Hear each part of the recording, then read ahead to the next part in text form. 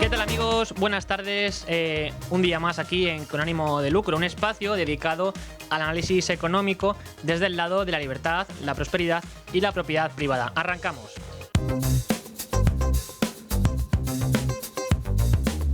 Y lo hacemos en un día en el que, por desgracia, tampoco puede estar Luis Fernando Quintero, aunque les anunció que la semana que viene ya estará con todos ustedes.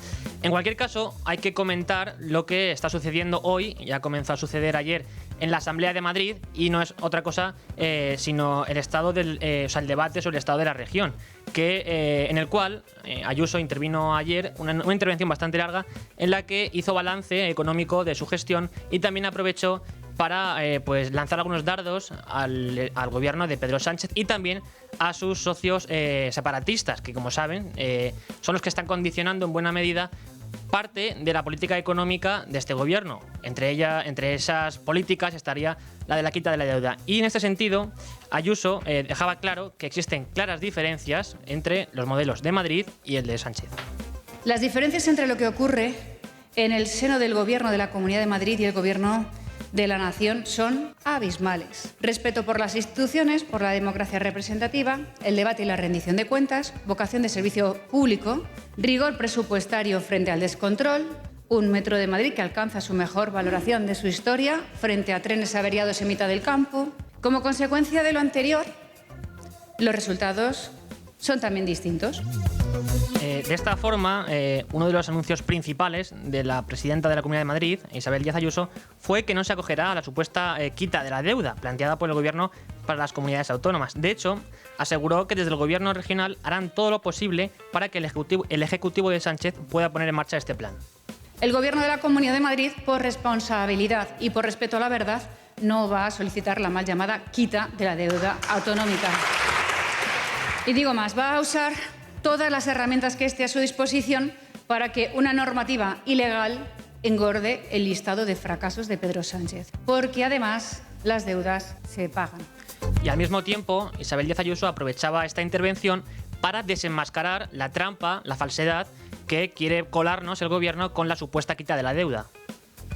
No es cierto que esto sea una quita de deuda. La deuda solamente cambia de manos, pero la vamos a seguir pagando igual todos los españoles. Cada madrileño va a deber 483 euros más, mientras que cada catalán va a deber 410 euros menos. Del mismo modo, Ayuso señaló directamente a los intereses perversos de los separatistas y la dependencia de este gobierno, que no deja de ceder ante las exigencias de sus socios con el fin de que Sánchez permanezca en la Moncloa. Así las cosas, Ayuso se atrevió incluso a señalar que están haciendo imposible otro 155 cuando haga falta, añadiendo que esto es una mutación constitucional por la puerta de atrás. Con todo, la presidenta de la Comunidad de Madrid también hizo balance de su gestión económica y presumió, con razón, del buen momento que vive la región. Y es que la Comunidad de Madrid se ha convertido en los últimos años en una potencia económica muy importante para España y también para el resto de Europa. La economía de la capital ha ido ganando poco a poco fuerza y ya no solo ocupa el primer lugar en nuestro país, sino que también está en el top 5 de las economías regionales a nivel europeo. Por supuesto, muy por delante de Cataluña, a la cual ya hace tiempo que dio el sorpaso. En concreto, el PIB de la Comunidad de Madrid superó los 293.000 millones de euros en 2023, lo que supone 2.000 millones más que la región irlandesa, que había estado por encima de Madrid en la anterior publicación de los estudios que se publican por parte de Eurostat en 2022. Con todo, la Comunidad de Madrid se ha convertido en la región más importante, como decimos, del sur de Europa. Además, Madrid es la cuarta región por PIB de Europa y la primera de España. Además, gracias a su mayor crecimiento relativo, ha ido ganando peso poco a poco y aumentando su participación en el PIB español hasta casi el 20%, 2 puntos más que en el año 2000. Esto según datos de CaixaBank Research. Por otra parte, hay que destacar que el PIB nominal de la Comunidad de Madrid se ha expandido casi un 50% desde el año 2012, pasando de los 196.000 millones de euros a los 293.000 millones que anteriormente estábamos apuntando. En este periodo, que va de 2012 a 2024, el número de ocupados ha pasado de los 2,7 millones en 2012 a los 3,5 millones que actualmente tiene la comunidad. Es decir, que el número de ocupados ha ido creciendo más deprisa que la población total, lo que ha permitido, por otra parte, que la producción de la región crezca con más intensidad todavía, llevando así la renta per cápita de nuestra región a los 42.000 euros. Por tanto, de este modo, Madrid supera en renta per cápita la media de la eurozona, que se sitúa en casi 40.000.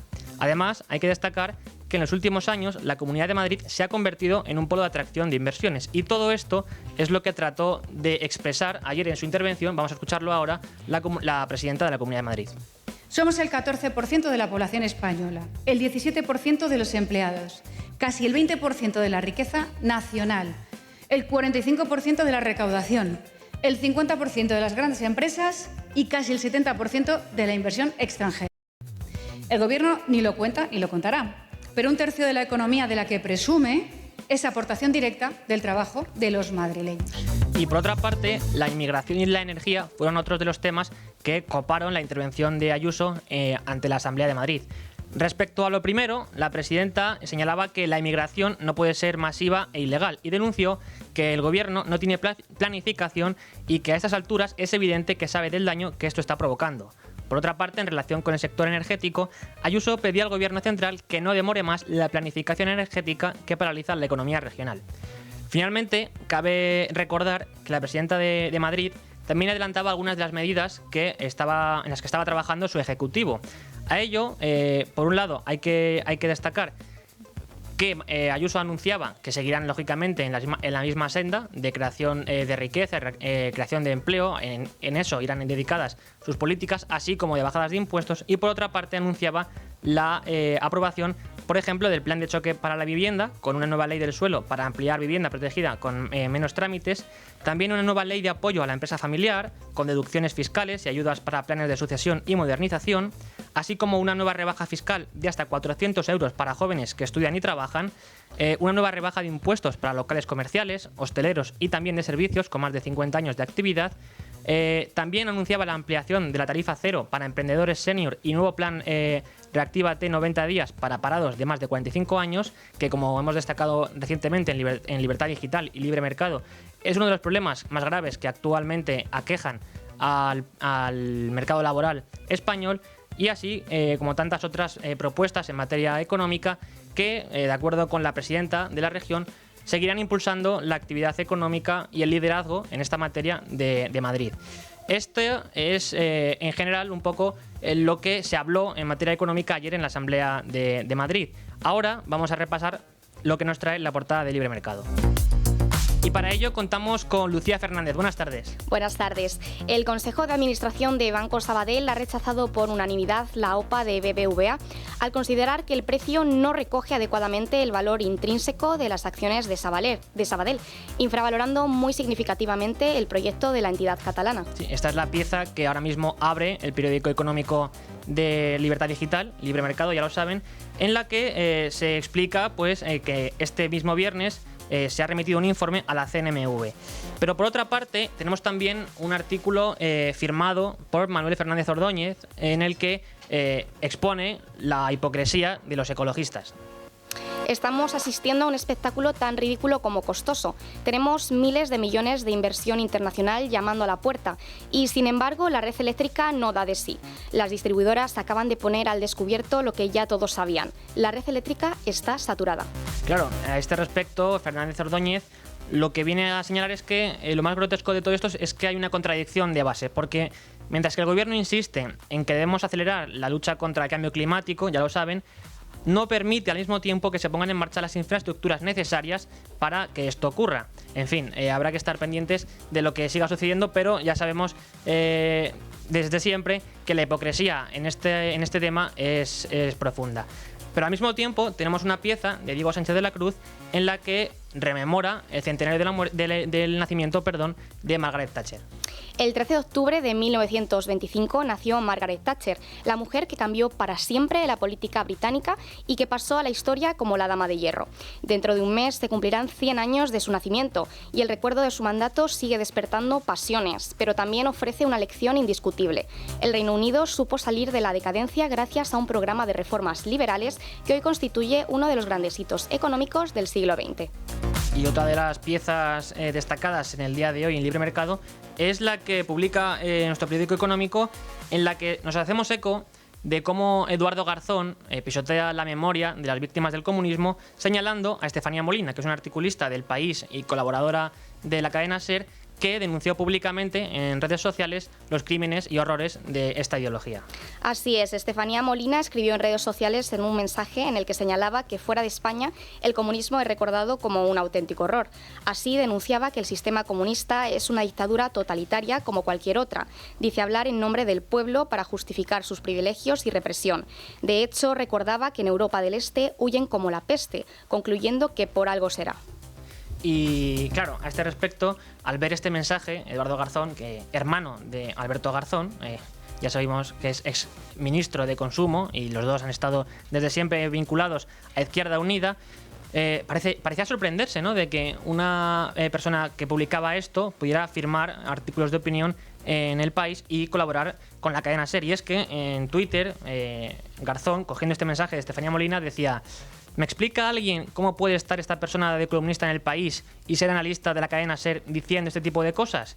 En fin, como decimos, Garzón debería estudiar un poco más de historia quizás, o no obviar las atrocidades que cometió el comunismo. Pero, por último, antes de cerrar la página de Libre Mercado hoy, tenemos una noticia que respecta al sector del tabaco y sobre todo a su impacto, al impacto del plan antitabaco de Mónica García en la hostelería. Así es, desde SOS Hostelería consideran que esta medida no reducirá el consumo de tabaco, que está en mínimos históricos, sino que solo traerá problemas de limpieza, ruidos y convivencia al obligar a los clientes de las terrazas a desplazarse fuera del perímetro de estas para encenderse un cigarrillo. Y para conocer más en profundidad lo que piensan desde el sector, tenemos a Rafael Asensio, que es secretario general de SOS Hostelería. Buenas tardes, Rafael. Hola, muy buenas tardes.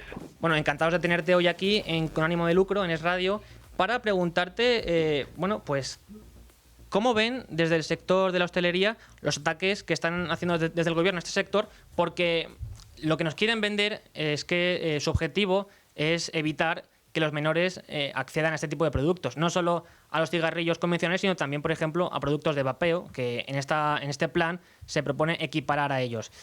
Sin embargo, ustedes denuncian que en realidad no van a conseguir nada con lo que están planteando. Es que el planteamiento que hacen sin contar con nosotros, con los hosteleros, es tremendo. Venimos del 2005 de perder clientes, que me parece una medida que en su momento se adoptó, que tuvimos que transformar nuestros locales, y ahora que tenemos nuestros locales transformados con lo que son las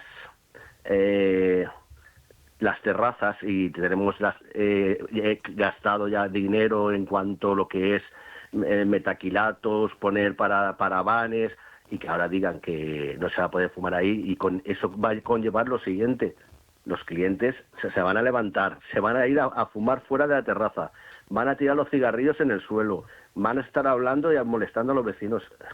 Es una medida que nadie le ha pedido. Es que no es un tema que puedan poner que los menores tienen que ver algo en esto. O sea, que es una medida desproporcionada y, sobre todo, es una medida de postureo, para que no entendemos dónde quieren llegar. Salvo que van a haber muchos cierres de terrazas, porque aparte de la terraza, como comunicado, tienes que cogerlas, meterla en un almacén, sacarla, que conlleva un trabajo grande, y de golpe y porrazo que te venga todo esto, pues cerraremos las terrazas y ya está, no hay otra. Y no sé si tienen algún tipo de proyección o estimación de cuál puede ser el impacto en términos de facturación para el sector. Y además de ello, quería preguntarle cuál fue el impacto, esto entiendo que lo tienen calculado, del anterior plan antitabaco. En aquel momento fue una bajada terrible, porque normalmente cuando una persona va... Yo no soy fumador, ¿vale? Pero cualquier persona que está en su casa y quiere ir a un bar a tomarse algo, es porque quiere estar tranquilo y hablar con otras personas, y quiere fumarse un cigarrillo. Si a eso lo quitamos, el impacto ya en su momento fue terrible, porque hizo mucho daño económicamente, y se cerraron bastantes locales, pero lo de este año de las terrazas, si llevan el anteproyecto adelante, va a ser tremendo, porque ¿qué pasa? Que los fumadores no pueden entrar dentro a fumar. Si les montamos una terraza y en la terraza tampoco pueden fumar, ¿para qué queremos una terraza? que nos está costando, aparte de hacer la terraza, unos 10.000 euros, una pequeña, y pagar todos los meses lo que es el impuesto al ayuntamiento de las terrazas, pues lo quitaremos. Y cada vez esto es un paso más en ahogarnos, es la realidad. Y ellos se están forrando, ¿eh? Esto de la palabra forrando que tanto dice la ministra, la vicepresidenta, dices, se están forrando ellos porque están facturando mucho más con los impuestos del tabaco, pero una barbaridad además. Claro. En el 2024 han llegado a facturar el año que más. Sí, y desde el sector entiendo que plantean otro tipo de alternativas, de soluciones a este tipo de problemáticas o casuísticas. No sé si nos podía comentar alguna y además, ¿se le han podido trasladar al gobierno esto? Es que no nos han dado opciones. Si no te dan opciones a poder tener que puedas rebatir o algo, no hay ninguna opción que nos den ellos. Y además hay que añadir una cosa, y es que sobre todo el sector de la hostelería, hasta donde tengo entendido, lo podrá aclarar, está conformado por pequeñas y medianas empresas. Al final, claro, un gobierno que se dice comprometido con los derechos sociales y los desfavorecidos está atacando una vez más, con otra regulación más, a las empresas más débiles. Totalmente de acuerdo. La mayoría somos autónomos y gente que tenemos nuestros bares y que todos los días tienes que hacer un esfuerzo para levantar la persiana con todos los impuestos que hay.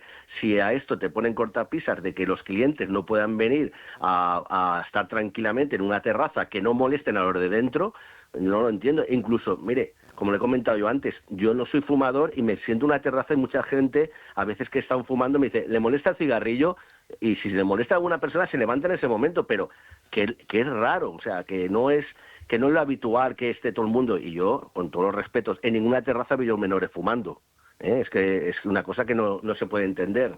Claro, y luego hay otra derivada, y es que lo que no se va a evitar con este plan antitabaco es que los menores puedan comprar este tipo de productos en otros establecimientos. Pero si usted va por la calle, verá por la calle algunos que están fumando con vapor, que yo veo fumar vapor, y están pues por las plazas, pero en un bar no te van a dejar sentarte a fumarte un vapor, o sea, es que un menor, eso es una cosa que calma el cielo, pero bueno, es que esto es, como le he dicho antes, esto es un postureo que quieren, pues, lo más irracional, que es prohibir, y estamos en un gobierno de prohibir, y claro, y aquí al final el que lo paga somos nosotros, los que somos los pequeños empresarios y los pequeños autónomos, los que todos los días que vivimos de nuestra familia, de estar trabajando toda nuestra familia para que lleguen y que nos peguen estos hachazos. Es que es una cosa que dices, además se pega de bruces. ¿Cómo puede ser que quieran prohibir una cosa cuando están recaudando mucho?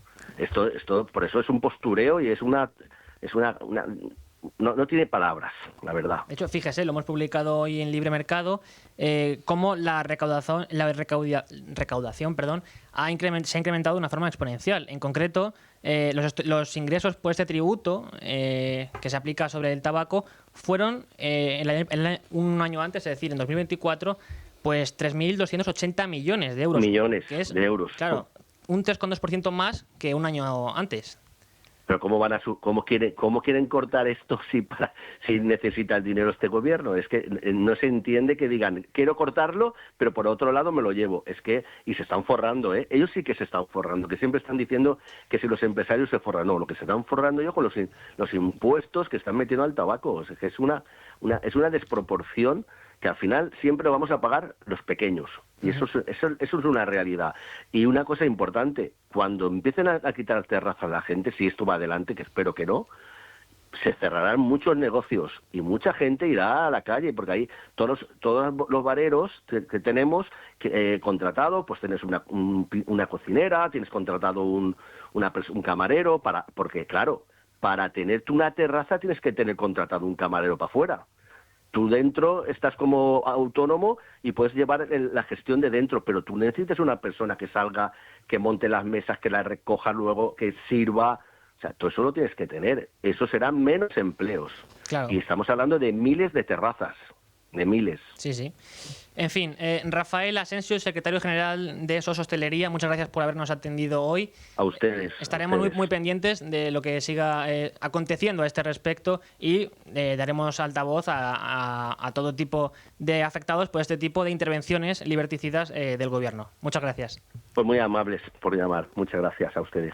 Y ahora vamos a pasar al espacio ya de titulares, de las noticias más destacadas del día, pero antes, como siempre, hay que recordarles que Circa supone que el día 15 de septiembre, que me estaba yo liando, tenemos aquí a Chencho Cervera de Circa para que nos comente en qué se basa su modelo de negocio. Y es que es una empresa que, como saben, se dedica a la compra de joyas. Y además, Cibislen es una oportunidad de negocio o de inversión bastante interesante para los interesados, valga la redundancia, en el sector inmobiliario, porque se puede invertir a través de esta plataforma desde 250 euros y de hecho garantiza rentabilidades de entre el 10 y el 13% anuales. Y además hay que decir que ahora mismo Cibislen tiene una oportunidad de inversión adicional en Barcelona, y es el llamado Proyecto Pedralbes de Barcelona, en la cual pues se garantiza una rentabilidad total del 11,5% en un plazo de 12 meses. Ya lo saben, si quieren más información a este respecto, visiten cibislen.com. Y como digo, seguimos con ánimo de lucro para conocer las noticias más destacadas del día en materia económica. Y empezamos con la que afecta a la OPA del Sabadell, del BBVA sobre Sabadell.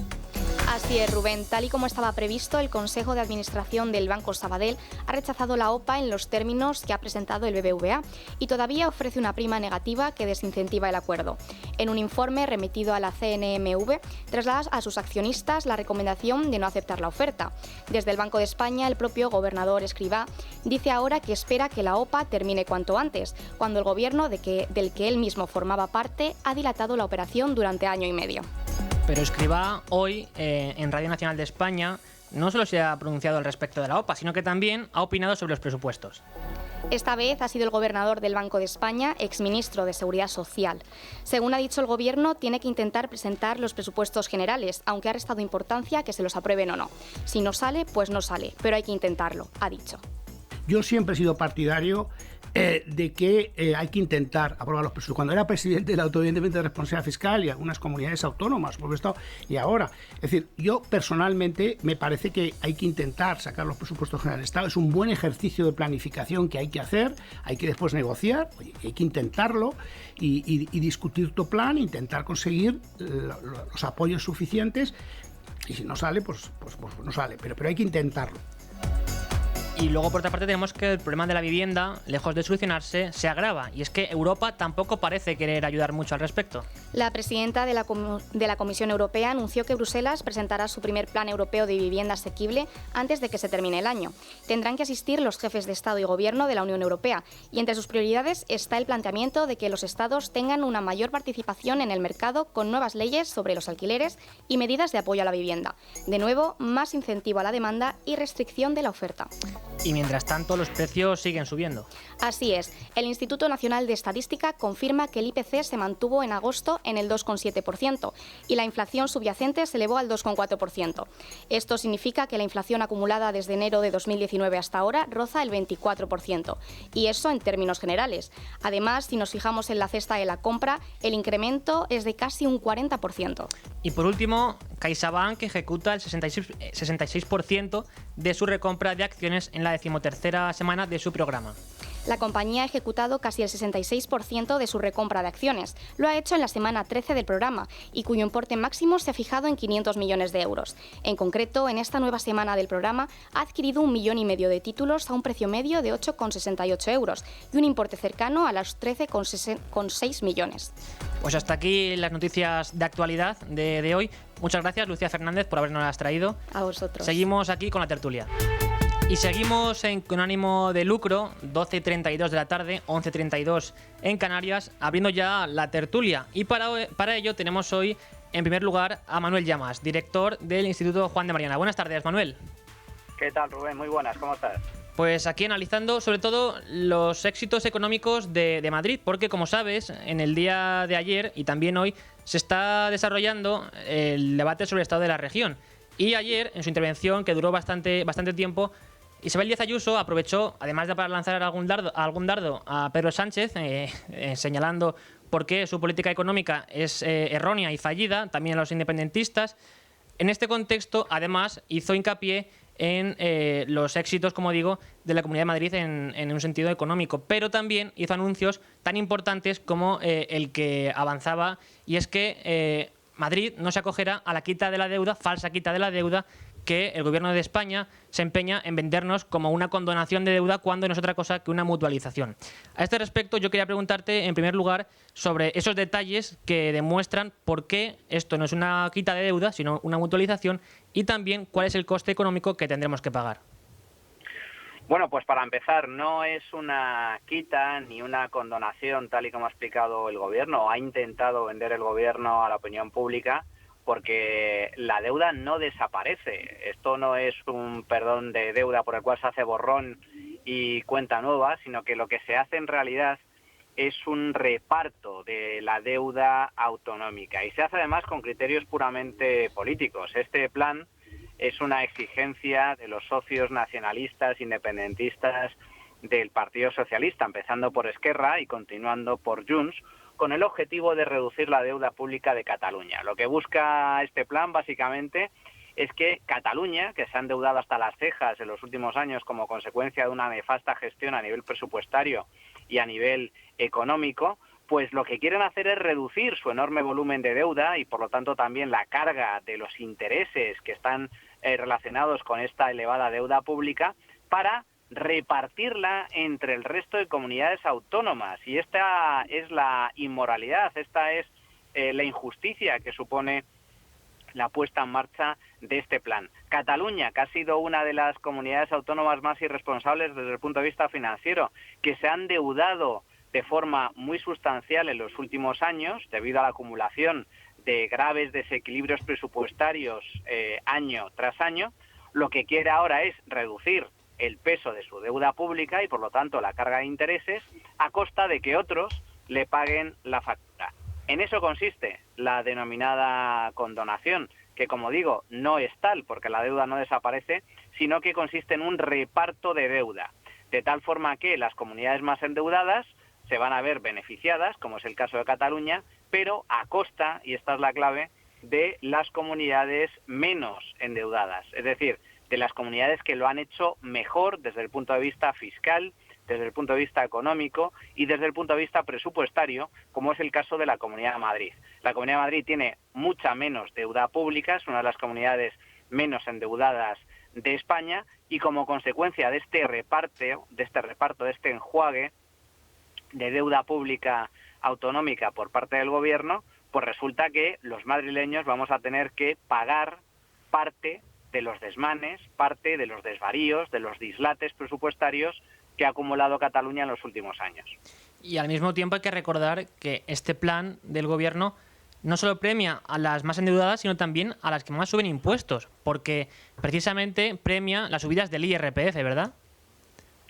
Sí, efectivamente. Si ya el plan como tal supone un auténtico despropósito, por si fuera poco, lo que hace María Jesús Montero, la ministra de Hacienda, es premiar, mejor dicho, castigar a aquellas comunidades autónomas que han reducido impuestos en los últimos años, como es el caso de la Comunidad de Madrid. La Comunidad de Madrid tiene el impuesto sobre la renta más bajo de España, su política fiscal se caracteriza precisamente por aplicar impuestos más bajos que en otras comunidades autónomas, pues bonificando el impuesto de patrimonio al 100%, como hizo en su día, o reduciendo de forma muy sustancial el impuesto de sucesiones y donaciones, o aplicando el impuesto de transmisiones patrimoniales y actos jurídicos documentados más bajo de España, o aplicando también, estableciendo el impuesto sobre la renta en lo que es el tramo autonómico, pues también más bajo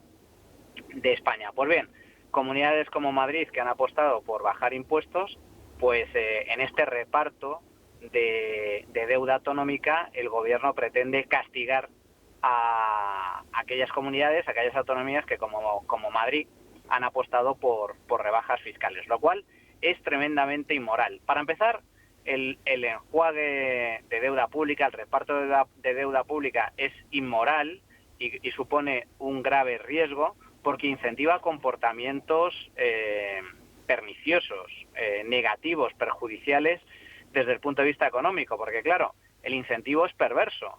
Si resulta que el gobierno te va a quitar parte de deuda pública, beneficiando por lo tanto a las comunidades autónomas más endeudadas, pues lógicamente eso va a suponer un incentivo, un premio para aquellas comunidades autónomas que tienen más deuda pública y también un incentivo perverso para todos aquellos políticos y gestores irresponsables que evidentemente van a tener un aliciente para endeudarse de forma muy sustancial, porque al fin y al cabo, si luego va a venir el gobierno y te va a quitar parte de la deuda, pues miel sobre hojuelas.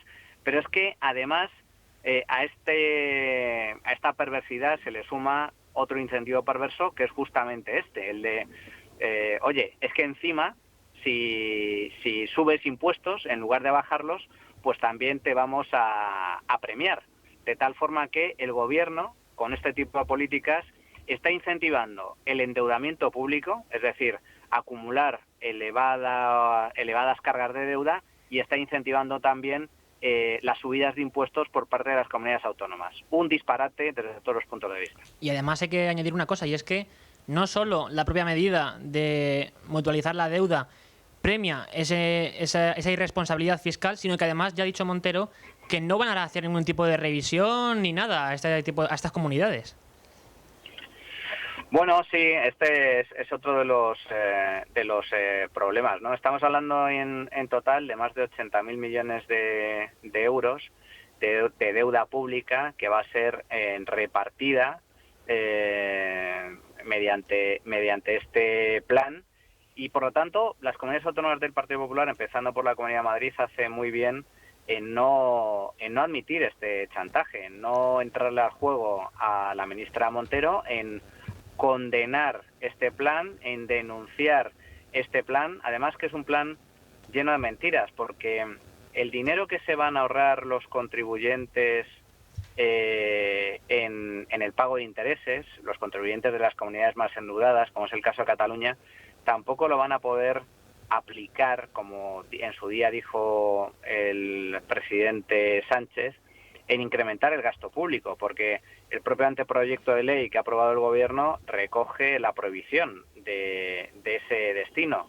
Es decir, lo que las comunidades ahorren en el pago de intereses es un ahorro que no se va a traducir en más gasto público o más gasto social, sino en amortización de deuda, y es bueno que sea así. Pero es que el Gobierno lo ha vendido de otra forma. El Gobierno lo ha vendido como que esto va a suponer un mayor margen fiscal para que las comunidades autónomas puedan gastar más. Bueno, eso es mentira, es falso, pero como digo, la perversidad del sistema radica en que las comunidades más responsables, las comunidades que lo han hecho mejor desde el punto de vista fiscal y presupuestario, se van a ver castigadas. Y cuando hablo de comunidades, hablo de la población, de los contribuyentes de esas autonomías. En el caso de Madrid, a pesar de mantener la deuda pública más baja, como nos vamos a tener que hacer cargo de la deuda autonómica, eso va a suponer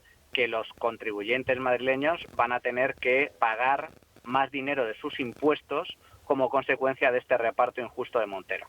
Y todo ello con la Comunidad de Madrid liderando el crecimiento económico en España y siendo también una de las regiones que más crecen en Europa. Pero para preguntarle además acerca de cuáles son los fundamentos de este modelo tan exitoso en lo económico, tenemos a Diego Sánchez de la Cruz, que es responsable de investigaciones y de estudios en el Instituto Juan de Mariana. Buenas tardes, Diego. ¿Qué tal? Buenas tardes, un saludo. Bueno, yo quería preguntarte eso. Estamos hablando de cómo la quita de la deuda, supuesta quita de la deuda, se basa en una ristra de falacias que obvian que Madrid es un modelo de éxito económico, ¿verdad? ¿Cuáles son estas bases que ha plantado Madrid económicamente? Bueno, y antes de enumerar algunas de ellas, déjame decirte que la economía, por encima de todo, se trata de incentivos, ¿no? Si en un país premiamos y protegemos la inmigración ilegal, después tenemos más inmigración ilegal y acabamos teniendo un problema con la inmigración ilegal. Si en un país promovemos de forma activa el encarecimiento del coste laboral, la rigidez en la contratación, acabamos teniendo más desempleo. Si en un país subsidiamos a quien no trabaja y castigamos al que se esfuerza y genera más como trabajador, como autónomo, como empresario, pues terminamos teniendo más clases pasivas y menos clases activas. Pues bueno, pues con esto pasa exactamente lo mismo. Si premiamos a las comunidades y a los gobiernos manirrotos que con las mismas competencias que las demás regiones, o en algunos casos como Cataluña, con aún más competencias de autogobierno si cabe, lo único que han hecho es endeudarse hasta las cejas y cargar una montaña de obligaciones financieras sobre los contribuyentes a los que masacran con subidas de impuestos y con una nefasta política económica, que no nos sorprenda lo más mínimo que al final la única salida que exista sea esta huida hacia adelante de decir, bueno, pues mutualizamos esa deuda y así reducimos la carga de los que peor lo han hecho a costa de que los que habían tenido un comportamiento más responsable o más aceptable dentro de el panorama español se vean comparativamente agraviados. Y yo creo que es que hay que empezar por ahí, Rubén, porque el problema es de incentivos y en España desde hace tiempo estamos incentivando todo lo que es malo para la economía y desincentivando todo lo que es bueno para la economía, desincentivando el trabajo, el ahorro, la inversión, el emprendimiento, la propiedad privada, y tenemos los resultados que evidentemente tenemos una economía total y absolutamente arrasada por el socialismo, que ha hecho que la renta de los españoles se haya permanecido en los últimos 30 años estancada, que seamos la misma economía en términos de capacidad de renta que éramos a mediados de los 90. Y a partir de ahí ya hablamos de Madrid y de lo que sea, pero es que hay que empezar por donde hay que empezar y decir las cosas como son.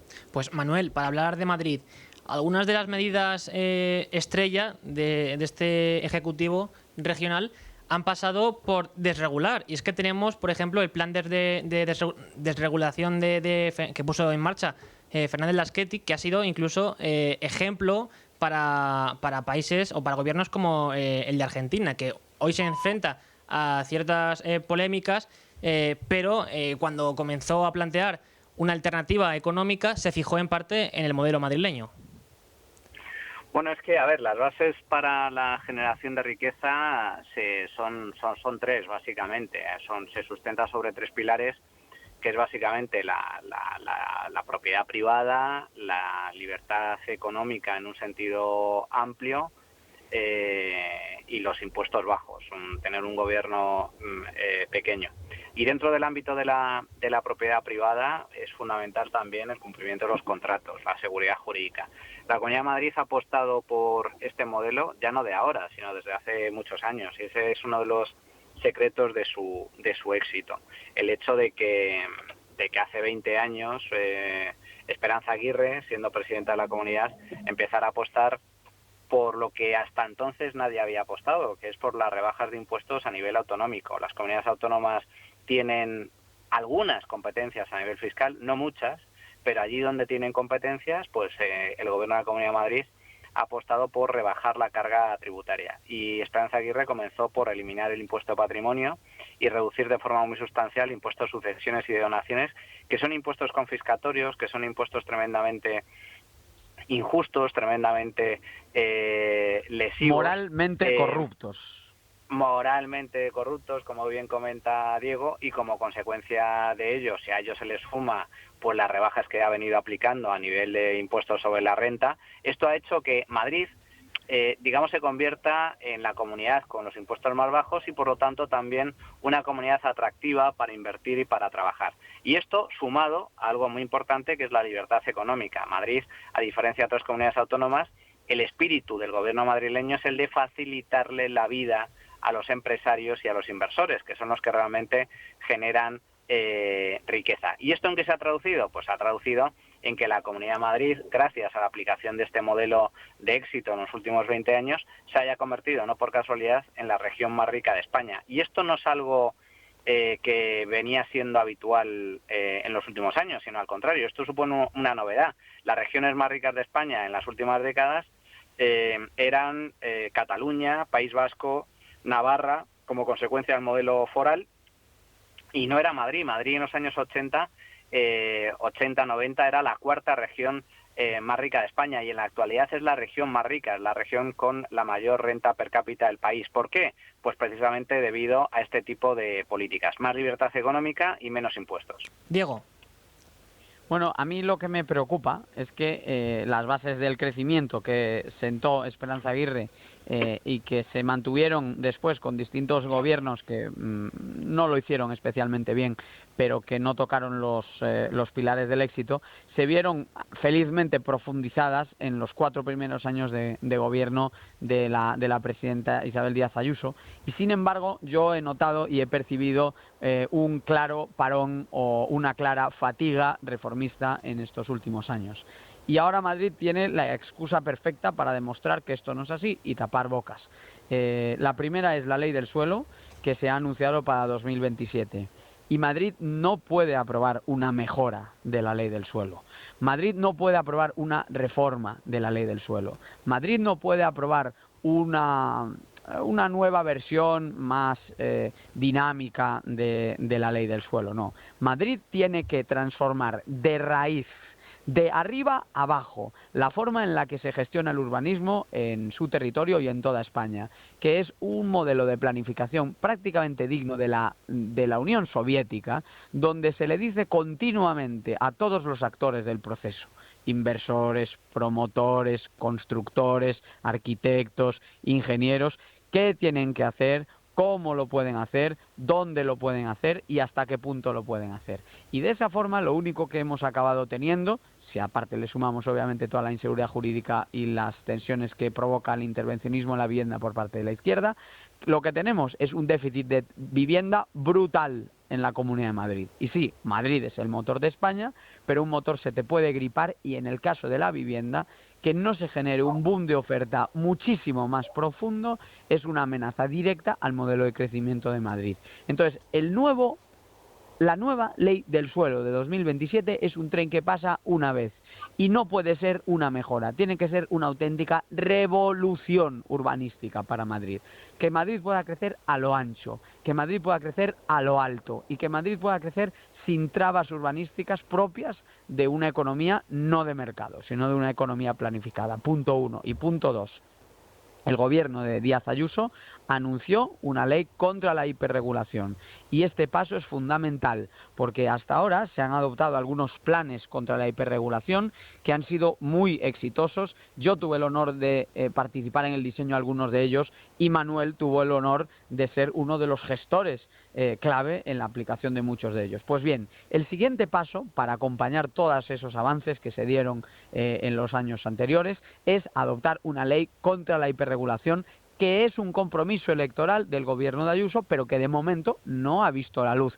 Y esto no es la mejor noticia si queremos que Madrid tenga cada vez más libertad económica. La mejor noticia posible sería que esa ley contra la hiperregulación vea la luz de una vez por todas y que toda esa política de desburocratización y de regulación que se empezó, no solo que se mantenga, sino que se radicalice, que se vaya muchísimo más lejos, porque el que piense que el intervencionismo existente en Madrid es suficiente se equivoca. Obviamente es mucho menor que en otras comunidades autónomas, pero Madrid no se puede parar y en el último año y medio Madrid no ha profundizado como debería en su modelo económico. Creo que conocéis mi opinión muy positiva de las reformas que ha hecho Madrid, yo mismo me he involucrado en ellas, Manuel ha tenido roles de gobierno en esa faceta, entonces no descubro nada si digo en que confío que esto pueda ser así, pero no nos vamos a engañar. Yo estoy enumerando 2 retos en los que creo que este gobierno de la presidenta Ayuso tiene que estar a la altura, y ahora que viene el debate sobre el estado de la región, empieza un nuevo curso político, fundamental que se hagan estos cambios. Y Manuel, ¿cuál crees este respecto, cuál crees que es el futuro de las ideas liberales en Madrid? Bueno, el futuro de las ideas liberales en Madrid, Madrid se ha caracterizado por ser precisamente el referente liberal de España. Yo es que creo que ¿Estás de acuerdo con el diagnóstico que hacía Diego? Coincido totalmente en que digamos que no se puede vivir de los éxitos pasados. El progreso, el desarrollo económico, la riqueza no es algo dado. para facilitar el crecimiento económico, el empleo y la riqueza, se requiere mantener una senda muy clara, muy firme y continuada de reformas y de políticas públicas que incentiven ese crecimiento. Por lo tanto, esos dos retos que ha señalado Diego son muy oportunos. Por un lado, el tema de la vivienda es fundamental, es uno de los grandes problemas que existen en la actualidad. Madrid se calcula que se va a quedar sin suelo en apenas 10 años. Los planes urbanísticos que existen en España son propios de un modelo soviético, es decir, donde el funcionario decide cuándo construir, cómo construir, cuál es la carga, el coste de la construcción. Hay que liberalizar de verdad el suelo, y en eso las comunidades autónomas tienen mucho que decir porque tienen competencias exclusivas en materia de urbanismo. Más de la mitad, casi el 60-70% del suelo de la Comunidad de Madrid es suelo que cuenta con algún tipo de protección medioambiental, lo cual es un absoluto disparate. No tiene ningún sentido, que solo hay que salir de la ciudad para darte cuenta la cantidad de suelo disponible que hay. Sobra suelo, tanto en Madrid como en el conjunto de España. Sin embargo, la oferta se restringe de forma artificial como consecuencia de este tipo de planes urbanísticos que son, como digo, soviéticos, y por lo tanto hay que liberalizar de verdad el suelo y liberalizar de verdad el urbanismo. Tampoco tiene sentido que haya tan poca densidad de construcción en España, tan poca densidad poblacional. ¿Por qué se limita la construcción a lo alto? ¿Por qué en Madrid solo se puede construir apenas 4 alturas contando el bajo? ¿Por qué no podemos apostar, no nosotros, sino el mercado? Es el mercado el que tiene que decidir el modelo de ciudad. ¿Y por qué no sucede como en otras muchas capitales del mundo, donde tú visitas una gran ciudad y lo que primero que observas es rascacielos por todos lados, un skyline en condiciones? En Madrid estamos construyendo ahora, tenemos 4 torres y se pretende construir con Madrid Nuevo Norte algunas más, pero tener como skyline apenas una decena de rascacielos es una vergüenza a nivel internacional, es una anomalía desde el punto de vista internacional. Es decir, se puede crecer a lo ancho y se puede crecer a lo alto. Y el tema de la hiperregulación, pues una vez más, totalmente de acuerdo. Hay muchísimos ámbitos en los que se puede seguir mejorando en materia de libertad económica, donde la Comunidad de Madrid tiene competencias exclusivas para seguir incentivando la creación de negocios y, por lo tanto, la creación de riqueza. Y Diego, para despedirte, porque sé que te tienes que ir ya, solo te quería preguntar, porque sabes que una de las obsesiones del gobierno, también por sus socios de gobierno catalanes, es la de armonizar fiscalmente España. Yo quería preguntarte, o que nos dieras una razón por la cual la competencia fiscal es realmente lo más beneficioso. Bueno, pues efectivamente, bueno, es que ni siquiera es que esto debería estar siendo objeto de debate. Es que realmente que haya competencia fiscal es algo que está contemplado en la Constitución española y en el modelo de financiación. El mero hecho de que nos pongamos ya a tener que justificarla, Rubén, yo creo que hasta caemos en el error de tener que dar argumentos para algo que naturalmente es así. Si España es un Estado con descentralización y comunidades autónomas, y si esas comunidades autónomas tienen en su poder el aplicar la política fiscal que consideren los impuestos que les han sido delegados, entonces ahí se acabó la conversación. Todo lo demás es un exceso de poder por parte del poder estatal que rebasa por completo los límites constitucionales, rebasa por completo la esfera de poder que se le asignó al gobierno central cuando se configuró esta manera de articular territorialmente España, y es, por tanto, no solo una traición al modelo de constitución y al modelo de financiación autonómica, sino que además, como bien dices, pues bueno, va contra la lógica de que existiendo competencia institucional y entre administraciones, aquellas que van obteniendo mejores resultados le pueden enseñar el camino a aquellas que están obteniendo peores indicadores. Para Cataluña, por ejemplo, lo vemos en el caso de Andalucía. Andalucía fue arrasada por 40 años de robo, saqueo y corrupción socialista. pero en cuestión de unos pocos años y sin necesidad de tener precisamente al mando de su gobierno a Milton Friedman, ha copiado algunos de los elementos más centrales del modelo madrileño, un poquito de regulación por aquí, un poquito de rebaja de impuestos por allá, y los resultados han sido tremendos. ¿Por qué? Pues cuando vienes de estar durante 4 décadas oprimido por la izquierda, con que adoptes al menos algunos elementos de las recetas madrileñas, ya enseguida disfrutas y los réditos, ¿no?, de esa apuesta. Otras comunidades como Galicia, que durante los años no es que han hecho reformas tan radicales, pero han mantenido un camino por lo menos de austeridad presupuestaria y de evitar subidas de impuestos y demás, también han crecido muchísimo en los rankings de renta per cápita, de los indicadores de empleo y demás, en comparación con la situación que tenían hace 40 años, cuando era un territorio pues más rural y demás. Entonces, pues lógicamente ahí hay elecciones muy poderosas, y lo que no se puede hacer, y volvemos a lo que decía al principio, es ignorar que el incentivo que estamos dando aquí es decir que vale, pues que no queremos permitir la que se cumpla con la ley y el espíritu de la Constitución y la financiación autonómica, que no queremos permitir que cada gobierno haga lo que está dentro de su esfera de competencias, y que luego esperamos que en España haya Estado de Derecho, cuando desde el propio gobierno central se arrasan las competencias de las regiones. Es una auténtica vergüenza. Pues Diego Sánchez de la Cruz, Manuel Llamas, muchas gracias a ambos por haber participado hoy de la tertulia de este programa. Han quedado algunos temas en el tintero, pero que tendremos oportunidad de tratar en otras ocasiones. Muchas gracias, de verdad. Gracias. Un abrazo, hasta luego.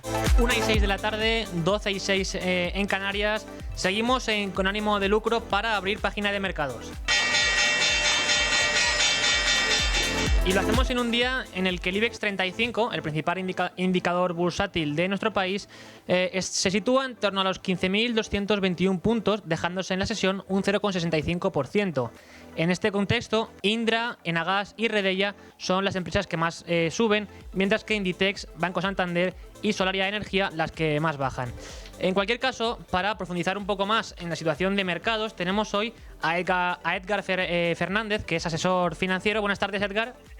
Hola, buenas tardes. Un placer tenerte hoy aquí para el comentario de mercados. Y en primer lugar, yo quería preguntarte sobre la situación macroeconómica de nuestro país. En primer lugar, porque sabemos que la inflación se mantiene en el 2,7 en agosto, pero la subyacente ha subido al 2,4, lo cual podría anticipar, quizás, ¿no?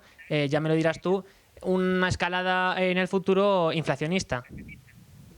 Bueno, no se sabe, nadie sabe si cuándo va a venir la escalada inflacionista, pero la inflación es la única salida a la situación de los estados en Europa y sobre todo en la Unión Europea. ¿Por qué? Pues porque ya antes del COVID teníamos una deuda importante, pero es que durante el COVID pues se intentó salir de esa crisis pues emitiendo mucho déficit y mucho gasto público. Si os fijáis, por ejemplo, en materia laboral, pues la mayoría del empleo que se ha creado ha sido empleo público. Esto todo suma a la inflación y la inflación suma, todo esto suma al déficit, el déficit suma a la cantidad de deuda que tienen los estados, y al final esa deuda, la única forma de salir de ella es o bien bajando gastos, o bien subiendo impuestos, o bien creando inflación. Y bajar gastos no creo que ningún político esté por la labor. Subir impuestos llega a un punto en que ya no sé si se puede subir más, y por lo tanto la única salida que tienen, y no solo Europa, sino los países desarrollados que han acumulado muchísima deuda, pues es a través de la creación de inflación. El Banco Central Europeo ha dicho que mantiene las tasas por ahora, pero para reanimar esta economía que está medio muerta en Europa, al final van a tener que bajarla, y eso provocará otro ciclo inflacionario si no se contrarresta con el aumento de la productividad, que tampoco es que estén por la labor en Europa, porque eso es una diferencia con Estados Unidos. Estados Unidos sí cree que puede luchar con esta vorágine de deuda con aumentos de productividad, pero aquí que le ponemos trabas a cualquier cosa, pues no está muy claro. Entonces, en algún momento la inflación volverá a repuntar. Y como bien decías, el Banco Central Europeo ayer anunció que va a dejar invariables los tipos de interés. Sin embargo, como bien apuntas, la situación macroeconómica, lo que de algún modo podría incentivar a este alto organismo monetario en el futuro, en posteriores reuniones, sería quizás a bajar los tipos de interés. ¿Tú crees que lo van a hacer tarde o temprano? Sí, por supuesto. Por supuesto que lo van a hacer. Es imposible saber cuándo, pero por supuesto que lo van a hacer, porque es que la economía está estancada. Uh-huh. Entonces, tienen que animarla de alguna forma. Y en cuanto a la valoración de empresas en los mercados financieros, ¿esto cómo se está recogiendo? ¿Anticipa el mercado precisamente que se acerca, no sé en qué periodo, o sea, con cuánta antelación, pero que podría llegar nuevas bajadas de tipos de interés? Sí, claro, si nos fijamos en las bolsas generales, los índices, más que el mercado financiero, porque el mercado financiero está compuesto por muchísimas empresas y que no todas siguen los mismos patrones, pero los índices generales en todo el mundo desarrollado están en máximos. Y esto ya refleja pues una potencial bajada del tipo de interés en el futuro, porque una bajada del tipo de interés a las empresas les viene bien porque les baja su coste de capital. Entonces la caja que generan aumenta porque pagan menos intereses, pero es que además vale más esa caja, porque el coste del capital ha bajado. Y eso lo reflejan las bolsas. Pero claro, dentro del mercado no se puede decir que el mercado está reflejando esto, no, son los índices que se mueven bajo esto, porque dentro del mercado hay muchas situaciones muy distintas, ¿no? Las pequeñas compañías, yo invito a cualquier oyente que intente mirar qué están haciendo las pequeñas compañías. Las pequeñas compañías en su conjunto no están reflejando esto todavía. Y precisamente yo quería preguntarte ahora por esa realidad que nos comentas. ¿Cuál es la situación financiera o de valoración de estas compañías que no son tan grandes, que tienen un tamaño menor y que se ven afectadas por variables distintas? Claro, es que esas variables aquí hay que entender que más o menos entre el 70 y el 80% de todos los flujos que entran en los mercados de capitales o es bien gestión pasiva o es bien gestión cuantitativa de grandes fondos de inversión y demás, ¿no? Entonces, estas empresas están un poco vírgenes en tema accionariado, ¿no? Están como dejadas. Podemos hablar de España. España no tiene mucho mercado, pero si nos vamos a un país vecino, como por ejemplo pues Italia podría ser, vemos que hay las pequeñas compañías italianas que lo siguen haciendo bien, van bien y demás, pues el mercado no lo refleja. ¿Por qué? Pues porque no hay una fuerza accionarial detrás, es decir, los flujos no se van hacia este tipo de empresas. Se están yendo hacia otras, pues, mediante fondos indexados y mediante fondos cuantitativos y demás, o fondos que directamente no pueden invertir en empresas pequeñas porque precisamente son pequeñas, ¿no? Claro. Entonces es un terreno de cultivo en el que el accionariado ahí no tiene tanta entrada de flujos, ¿no? Sí. Y siguiendo con el aspecto macroeconómico y la política monetaria, tenemos que la economía del Reino Unido se estancó en julio y esto quiere decir también, o supone, mejor dicho, un dilema para el Banco de Inglaterra, porque, como estabas comentando, un estancamiento de la economía, de algún modo, quiere decir que se requeriría, quizás no sea la política, o desde la teoría económica, al menos a largo plazo, conveniente, pero en un sentido financiero o productivo sí que es cierto que en el corto o medio plazo se suele achacar al estancamiento que después los bancos centrales, para mover esa economía, bajen tipos de interés. Yo te quería preguntar precisamente a este respecto si crees que esta situación y lo que haga el Banco de Inglaterra podrá afectar también a las decisiones futuras del Banco Central Europeo. Claro, al final todas las decisiones de los grandes bancos, ya sea el de Inglaterra, el de Japón, el de Estados Unidos y el europeo, pues tienen que mirar no solo lo que hacen ellos, sino lo que hacen los demás, porque la política de tipos afecta al tipo de cambio.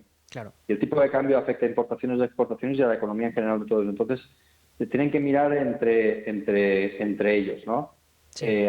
Y lo que está pasando en Inglaterra es pues lo que podría pasar en Europa. En Inglaterra tienen déficit alto, gasto alto, impuestos altos y la economía no tira porque no es lo suficientemente flexible como para tirar.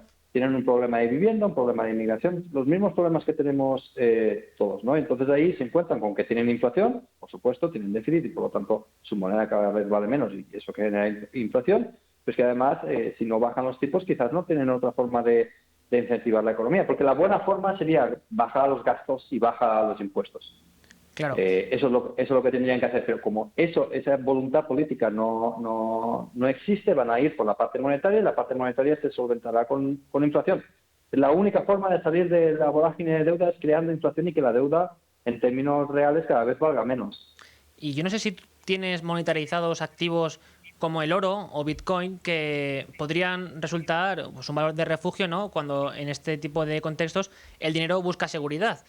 ¿Cómo está, si lo sabes, el oro cotizando a día de hoy, o qué evolución se espera de cara al futuro, precisamente ante un escenario quizás de estancamiento o incluso de esta inflación que se nos presenta? No son activos que yo siga, pero al final tienen una característica, tanto el Bitcoin como el oro, que es que son activos escasos. Entonces, cuando hay activos escasos que tengan valor para la población, y a cada uno tendrá su valor, si la moneda pierde valor, los activos escasos suben de valor con respecto a esa moneda. ¿Qué es lo que pasa con el oro? El oro no es que sea un activo refugio, es que es un activo refugio como consecuencia de que la gente lo valora como bien escaso. Pero la característica principal es que es un bien escaso. Y todos los bienes escasos que tengan valor subjetivo, es decir, que la gente los aprecie, eso significa que si la moneda en la que medimos el oro baja de valor, el oro en términos de esa moneda sube. No es que el oro valga más, lo que pasa es que el dólar vale menos. Esa es la cuestión. Y es muy fácil de verlo. Nosotros si miramos, por ejemplo, la evolución del inmobiliario, de las casas, hace 40, 50, 60 años, las casas en realidad no han subido de valor, porque una onza de oro te permitía comprar la misma cantidad de casas. Lo que ha pasado es que el dólar ha perdido valor y por eso las casas suben de precio en términos de dólares o de euros, la moneda que queramos, ¿no? Pero en términos de oro, valen lo mismo. Entonces, no es que el oro se revalorice. Lo que pasa es que la moneda con la que miramos el oro pierde valor. Eso es la inflación, por definición. Y luego, por último, quería preguntarte, en este contexto, yo entiendo que no puedes hablar de qué empresas pues tú monitorizas o en cuál estás interesado, pero sí quería preguntarte acerca de cuál es la tesis o algunos consejos o qué variables tendrían que tener en cuenta un inversor particular que quiera entrar en el mercado o que esté ahora mismo en el mercado ante una situación como la que estamos dibujando. Es bastante sencillo, no de implementarlo, pero sí de decirlo, ¿no? Lo que tienes que buscar son empresas capaces de generar caja en cualquier ciclo económico, porque si tú tienes una visión, a lo mejor no pesimista, pero neutra con la economía o pesimista del todo, lo que tienes que intentar es buscar protección, y la protección la encontrarás en empresas que sean capaces de generar caja en cualquier entorno, o empresas que sean dueñas de activos únicos, de infraestructuras que no se pueden replicar, ¿vale? Lo comentaba en otro programa que estaba con vosotros, por ejemplo, autopistas. Tienes una autopista, hay inflación, suben los precios, pero no te van a construir una autopista al lado para competir contigo, porque es un activo único, no vas a tener. Y esto es un ejemplo que todo el mundo pueda entender, pero evidentemente no es fácil invertir en autopistas, hay pocos activos cotizados que te permiten esa exposición, pero me refiero a activos únicos, no replicables, que da igual que venga inflación, que da igual que venga lo que sea. Si la generación de caja está ahí, entonces yo a los inversores lo que les diría es: preocúpate por la generación de caja de la compañía y qué va a pasar en el futuro en cualquier escenario económico. Pues muchas gracias, Edgar Fernández, por habernos aportado este análisis hoy. Seguimos en Con ánimo de lucro con un anticonsejo. Seguimos en Con ánimo de lucro y lo hacemos ahora con Antón Díez-Tubet, el Country Manager de Trade Republic para España y Portugal. Antón, ¿cómo estás? ¿Qué tal, Luis Fer? Pues semana a semana, con una posibilidad bajo el brazo que no teníamos antes para aquellos que tengan contratados planes individuales de pensiones y que tengan parte de su inversión o de sus aportaciones hechas hace 10 años o más. Y de repente viene el gobierno y nos dice: señores ahorradores, señores propietarios de planes individuales de pensiones, a partir de este año ustedes pueden retirar parte de lo acumulado hasta hace 10 años dentro de su plan de pensiones. ¿Es aconsejable? ¿No es aconsejable? ¿Por dónde llevamos hoy el anticonsejo? Bueno, no hay una respuesta acertada para todos, porque al final las circunstancias personales de cada uno son lo más importante a la hora de tomar la decisión. Yo venía a contar este anticonsejo porque mucha gente opina igual que yo que los planes de pensiones como producto de inversión son muy malos, ¿no? En general, al final es un producto que tenía un componente fiscal tan bueno que llevaba a la gente a aportar dinero anualmente, y se olvidaba de esperar que ese producto de inversión tuviera unas rentabilidades adecuadas, ¿no? O sea, mirábamos un poco más lo que nos devolvían en la declaración de la renta y nos olvidábamos de que ese producto tenía que aportar una serie de rentabilidades y que debía tener unas comisiones ajustadas, ¿no? Conforme al mercado. La gente invertía así. ¿Cómo? Que lo que ahora me desgrava es el plan de pensiones. Apúntame cuál, el que tengas. Eso, efectivamente. Entonces, ahora yo creo que con la nueva posibilidad de retirada anticipada del dinero, puede haber un exceso de euforia de acceder a un capital que habíamos destinado a priori a nuestra jubilación, ¿no? Y que considerábamos no disponible. De repente ese capital está disponible, pero yo vengo a pedir un poco de prudencia y análisis antes de tomar la decisión de reembolsarlo. Por muy malo que sea el producto de plan de pensiones, por suerte a día de hoy hay alternativas de bajo coste y más eficientes con planes de pensiones indexados, ¿no? Entonces, no ya solo cuestión de salir de un mal plan de pensiones, no necesariamente tienes que reembolsarlo, puedes traspasarlo a un plan de pensiones que sea adecuado y que tenga comisiones ultra bajas y que te permita beneficiarte de la revalorización a largo plazo de los índices bursátiles, ¿no? Eso por un lado. En segundo lado, el plan de pensiones, las ventajas fiscales que tienen estaban diseñados de tal modo que cuando tú lo rescatas en el momento de la jubilación, pagas por ese dinero como si fuesen rendimientos del trabajo, ¿no? ¿Qué pasa cuando tú te has jubilado? Que ha habido, en la mayoría de los casos, hay una caída inmediata de tus ingresos, ¿no? Déjame que desarrolle un poco más esto. ¿Qué quiere decir esto? Al final, cuando tú rescatas un plan de pensiones es como si te estuviesen pagando un salario. Si tú rescatas ese plan de pensiones en tu etapa laboral más alta, que es cuando estás en activo con 30, 40, 50 años, vas a incorporar ese plan de pensiones que has rescatado de manera anticipada a tu salario bruto. ¿Eso qué va a ocasionar? Que vas a pagar impuestos por el dinero que tenías en el plan de pensiones a un tipo marginal mucho más elevado que si lo aguantas hasta jubilación cuando han caído tus ingresos y solo estás recibiendo la pensión pública, la que sea, ¿no? Entonces hay que tener mucho cuidado en rescatar de manera anticipada un plan de pensiones si no hay una verdadera necesidad de hacerlo, porque si tú tienes un trabajo y estás ingresando y tienes un tipo medio del IRPF pues elevado, todo ese dinero que incorpores del reembolso del plan de pensiones va a ir a pagar en el tramo más alto de los impuestos, ¿no? Entonces es una mala decisión solo por acceder a ese dinero y tenerlo disponible o volver a tenerlo en una cuenta o querer invertirlo en un ETF, un fondo de inversión, solo porque está disponible. Hay que tener mucho cuidado con el impacto fiscal de ese reembolso anticipado. Que esto es muy importante lo que dices. Si alguien que está pensando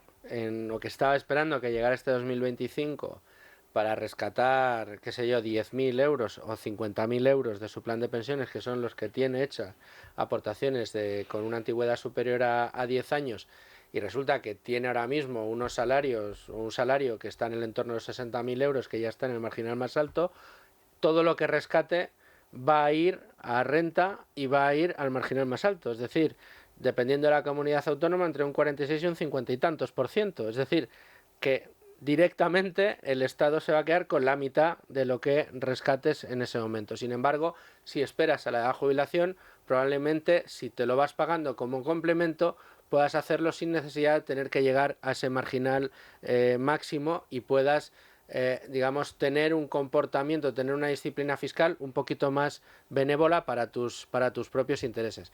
Aquí, de todas maneras, Antón, yo creo que la clave la has dado tú en los primeros minutos de tu exposición, que es, oye, a fuerza ahorcan. Cada uno tendrá las situaciones que tenga y cada uno tendrá las necesidades que tenga. Pero sí, y este es el anticonsejo que yo creo que es el mejor que podemos dar a nuestros oyentes.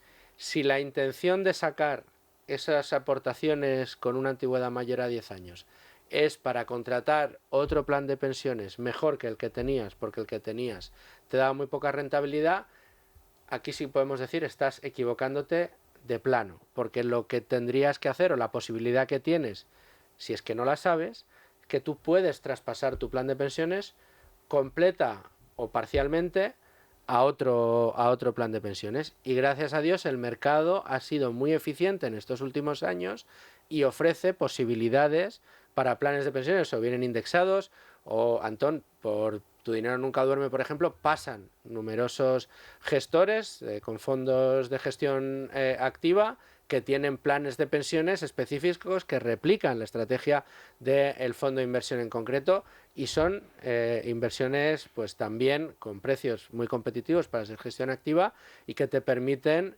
tener tu plan expuesto, pues qué sé yo, a grandes casas dentro de la gestión independiente que prometen rentabilidades, desde luego, mucho más altas que las que ibas a tener. Y esa posibilidad la tienes ahí. No tienes que sacar el dinero, pasar por la ventanilla de Hacienda para invertir en otro plan de pensiones, ¿no?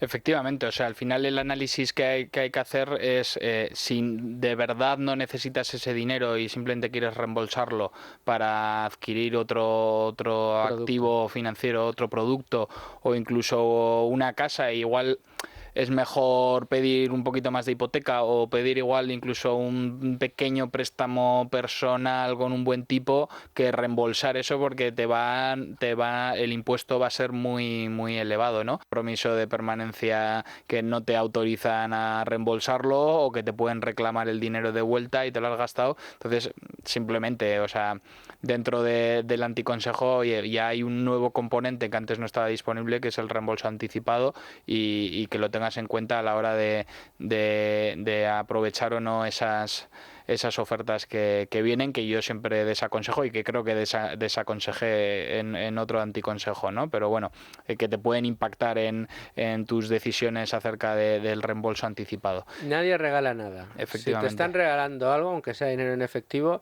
está saliendo de las comisiones que te van a cobrar. Claro, te van a exigir que cumplas esa permanencia. Entonces ese reembolso anticipado no sé si estará disponible, pero si por ley tienen que permitírtelo, pues seguramente te reclamarán el dinero de vuelta que te habían dado. Es curioso cómo estas ventanas de oportunidad que abre el gobierno, es verdad que por un lado solucionan, hablo ya de vuelta de esta posibilidad de recuperar esas aportaciones, digamos, me llama la atención, ¿no? Cómo por un lado soluciona uno de los problemas que tienen los planes de pensiones, que son ilíquidos. Aquí se abre una ventana de liquidez, pero es un regalo envenenado, porque al final el Estado al mismo tiempo, mientras te pone esa posibilidad, lo que está haciendo es poniendo la mano para recoger los frutos, ¿no? Es decir, ahora vamos a ir, además, para el que tenga la suerte de tener un plan que le haya resultado muy rentable, al irse a las primeras participaciones, sobre todo va a recoger beneficios de la rentabilidad, es decir, probablemente la rentabilidad obtenida durante esos primeros años se la va a llevar completamente el Estado. Hay que tener mucho cuidado a la hora de tomar este tipo de decisiones, sobre todo con un producto como los planes de pensiones. Sí, bueno, y desafortunadamente también han subido los tipos en el tramo del ahorro, ¿no? Entonces ahora se ha acercado un poco el tramo del ahorro al del IRPF, ¿no? Haciendo un pelín más atractivo el reembolso anticipado de los planes de pensiones. En comparativa con si tuvieses un fondo de inversión, lo han equiparado, que digamos un poco, ¿no? Pero al final hay que ver también si estas decisiones son por permitir el reembolso anticipado, si en realidad se está buscando una recaudación superior, ¿no? Facilitando ese ingreso sujeto a retención, ¿no? Que antes no estaba disponible. Yo no quiero pensar mal, pero también me llama la atención que des una ventaja fiscal para 10 años después. No es el objetivo, de esa ventaja fiscal, ¿no? Que lo retires anticipadamente. El objetivo es que lo tengas hasta la jubilación, porque quieren que tengamos una jubilación cuantiosa que complemente a la pensión pública de manera con el ahorro complementario privado, ¿no? Entonces ahora lanzar esto no sé cuáles son los motivos, pero eso ya es otro tema. Eso lo podemos tocar cualquier otro día, en cualquier otro tema. Y si no, un día te vienes a Tu Dinero Nunca Duerme y abrimos ese melón, que también estaría muy bien. Muy bien. Antón Díaz-Tubet, Country Manager de Trade Republic, muchísimas gracias por estar con nosotros, como siempre, en Con Ánimo de Lucro. Muchas gracias a vosotros. Y a todos ustedes, señores oyentes, muchas gracias por estar ahí un día más. Ya lo ven, que seguimos Con Ánimo de Lucro tratando de traerles los mejores contenidos posibles y el mejor análisis desde el lado correcto de la historia, como nos gusta decir. Sean muy felices, amigos.